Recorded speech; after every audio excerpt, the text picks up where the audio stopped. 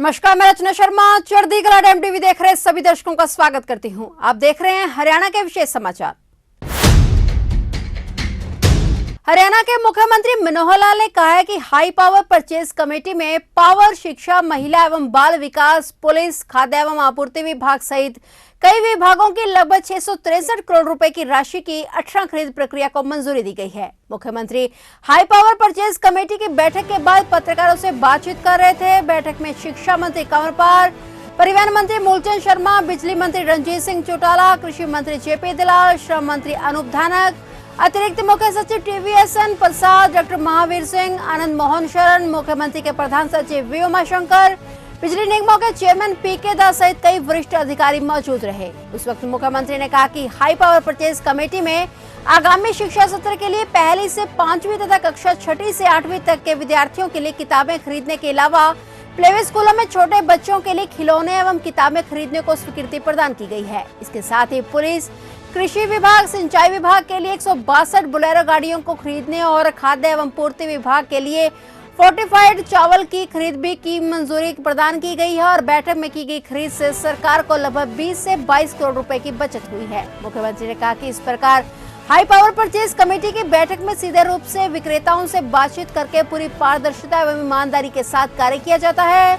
बैठक में संबंधित विभागों के मंत्री व वरिष्ठ अधिकारी भी शामिल होते हैं। हर प्रकार की नेगोशिएशन में वेंडरों से बातचीत करके बाजार एवं पिछली खरीद की तुलना करके ही निर्णय लिया जाता है। उन्होंने कहा कि यह जनता का पैसा है, इसका सही सदुपयोग हो और सरकार को भी किसी प्रकार का नुकसान न उठाना पड़े, यह सब बातें ध्यान में रखकर ही खरीद प्रक्रिया पूरी की जाती है। मुख्यमंत्री ने कहा कि आपूर्ति एवं निपटान विभाग की खरीद आदि का कार्य सीधा वित्त से जुड़ा हुआ है और होता है, इसलिए आपूर्ति एवं निपटान विभाग को वित्त विभाग से जोड़ा गया है। मुख्यमंत्री मनोहर लाल ने बताया कि सरकार की हाई पावर परचेज कमेटी में यह फैसला लिया गया कि हरियाणा सरकार ने एफसीआई विभाग को सीधा वित्त विभाग के अंतर्गत करने का फैसला लिया है। उन्होंने कहा कि एफसीआई का ज्यादातर काम वित्त विभाग के साथ होता है, इसलिए उसे सीधा वित्त विभाग के अंतर्गत लाने का फैसला किया गया है और इसके साथ ही मीटिंग के दौरान 663 करोड़ की खरीद को मंजूरी भी दी गई है। इसमें बिजली विभाग, स्कूल एवं शिक्षा विभाग की और नए सेशन के लिए किताबों की खरीद, डब्ल्यूडीसी के लिए 400 किटों सहित और भी खरीद शामिल है। देखिए, कुल मिलाकर आज 18 टेंडर्स आज की हाई पावर परचेज कमेटी में आए थे, जिसकी कुल राशि 663 करोड़ रुपया ये परचेज की राशि थी। और उसमें भी मुख्य रूप से जो टेंडर पावर डिपार्टमेंट के थे, एजुकेशन डिपार्टमेंट में स्कूल बुक्स, ये भी एक बड़ा काम होता है। अगले सेशंस की किताबों को खरीदने का, पहली से लेकर के और 12वीं तक की कक्षा की सब किताबें खरीदने का भी आज वो टेंडर जो था उसको फाइनल किया है। एक WCD में 4000 किट्स बच्चों के टॉयज़ के और छोटे बच्चों की किताबें, तो इस प्रकार के 4000 किट्स ये खरीदे गए हैं। कुछ गाड़ियाँ थी पुलिस की, 152 अलग अलग विभागों की बोलेरो गाड़ी ये खरीदी गई हैं। और एक जो फूड एंड सप्लाई में फोर्टिफाइड जो चावल ये सप्लाई किया जाता है, तो उसका जो FRK उसका पोर्शन होता है, उसमें भी 30,000 टन इस चावल का फोर्टिफाइड का जो पोर्शन है उसकी खरीद की गई है। तो ऐसे कुल मिलाकर ये 663 करोड़ की जो आइटम्स हैं वो खरीदी गई हैं। और इसमें मुझे लगता है कि सारी नेगोशिएशन में आज 20 से 22 करोड़ रुपया इसकी बचत भी हुई है। सर, ये मानते हैं कि HPCC के जरिए जो आपने प्रक्रिया अपनाई है पिछले 8 साल में कि ये बैठक होती है, आप मौजूद रहते हैं, संबंधित मंत्री अधिकारी रहते हैं और बार्गेनिंग के साथ जब खरीद करते हैं तो सरकार का राजस्व जो है वो उसकी बचत मानते हैं। आप इसको ट्रांसपेरेंसी की कड़ी में देखते हैं? देखिए, पूरी टीम बार्गेनिंग बड़ी ज़्यादा करते हैं, पूरी टीम होती है जिसमें हमारे हर एक डिपार्टमेंट जिसकी प्रेसिडेंस होती है वो होते हैं। सब जो सप्लाई एंड डिस्पोजल डिपार्टमेंट जिसके ज़िम्मे खरीद करना होता है वो होते हैं, फाइनेंस डिपार्टमेंट इसमें होता है और जो मंत्री होते हैं, मिनिस्टर्स जिनकी टीम बनी हुई है, जो हाई पावर परचेज कमेटी, वो सब होते हैं। तो हर प्रकार की नेगोशिएशन की जाती है और जिस भी मेंबर के ध्यान में जो बात आती है उस हिसाब से सामने वाले मेंबर से पूछते हैं। बहुत बार तो अनाप शनाप जो रेट होते हैं उसका कंपैरिजन किया जाता है, आसपास की स्टेट्स हैं उनका कंपैरिजन किया जाता है। पिछली परचेज हमारी जो हुई है उसका भी कंपैरिजन होता है। अगर प्राइस एस्केलेशन है उसका भी ध्यान रखा जाता है। तो ऐसे सब बातों पर एक ट्रांसपेरेंट तरीके से ये खरीद होती है। इसमें कहीं भी किसी प्रकार का नुकसान वो सरकार को ना हो। आखिर ये पब्लिक का एक्सचेकर है, इसको बचाना, इसका एक एक पैसे का हिसाब रखना ये हमारा काम है। और एक जानकारी आपको और भी बता रहा हूँ कि अब फूड एंड सप्लाई का जो ये विभाग है, ये डायरेक्टरेट है, इसको हमने सीधा फाइनेंस डिपार्टमेंट के अंतर्गत कर दिया है, क्योंकि मुख्य रोल इसमें फाइनेंस का ही ज़्यादा होता है। पैसे की बचत करना, पैसा खर्च करना, सीधा इसका असर जो है वो फाइनेंशियल सिस्टम पर पड़ता है। तो इसलिए इसका जो सारा डिपार्टमेंट का काम है फाइनेंस डिपार्टमेंट के अंतर्गत ही होगा। Thank you sir.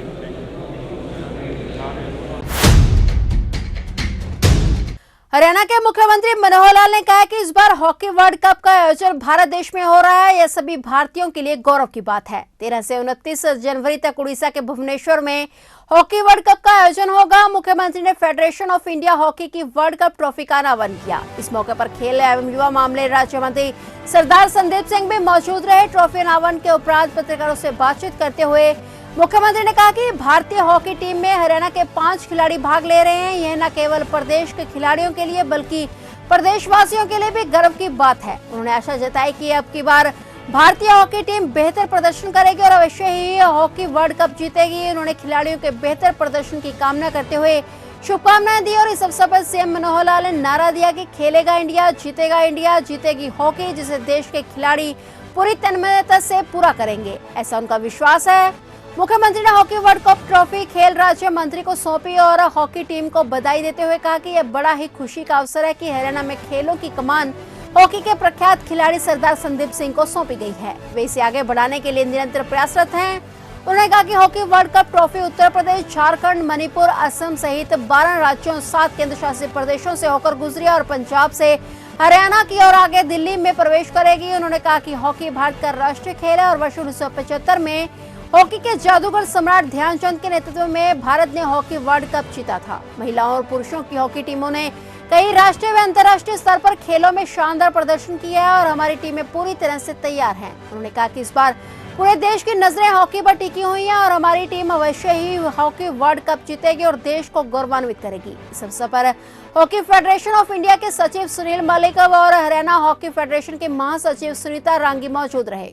ये बहुत एक खुशी का एक अवसर है, मौका है कि जब वर्ल्ड कप हॉकी का जो टूर्नामेंट है इस बार अपने देश में उड़ीसा में होने जा रहा है और ये जो ट्रॉफी है इसकी यात्रा 8 प्रदेशों में से होकर के गुजरेगी।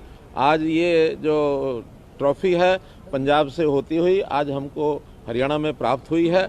मैंने इसको अभी प्राप्त किया है और इस ट्रॉफी को हमारे खेल मंत्री श्री संदीप सिंह जी को सौंप करके आगे हरियाणा में ये निकलते हुए शाहबाद और शाहबाद से फिर आगे सोनीपत होती हुई दिल्ली बॉर्डर से हम दिल्ली को सौंप देंगे।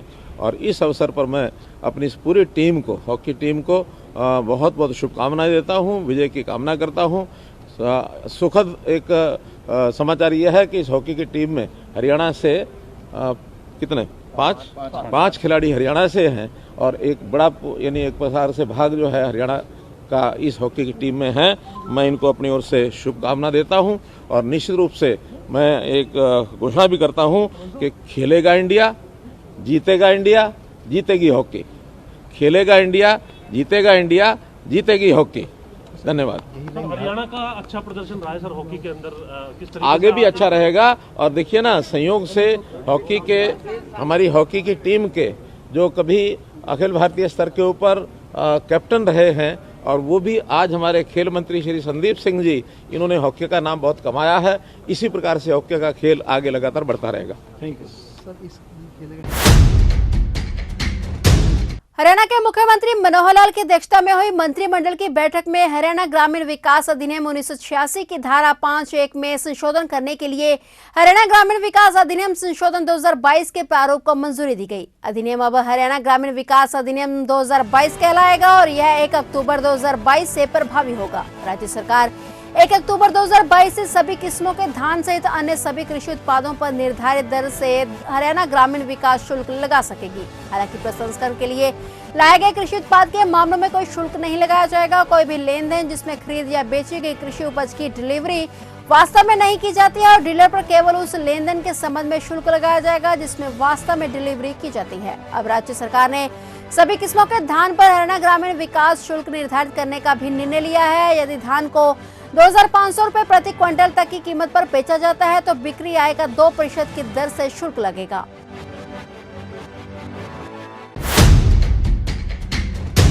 तो ये थे हरियाणा के विशेष समाचार और नए समाचारों के साथ फिर से हाजिर होंगे। तब तक के लिए देखते रहिए चढ़ती कला टाइम टीवी और मुझे दीजिए इजाजत। धन्यवाद।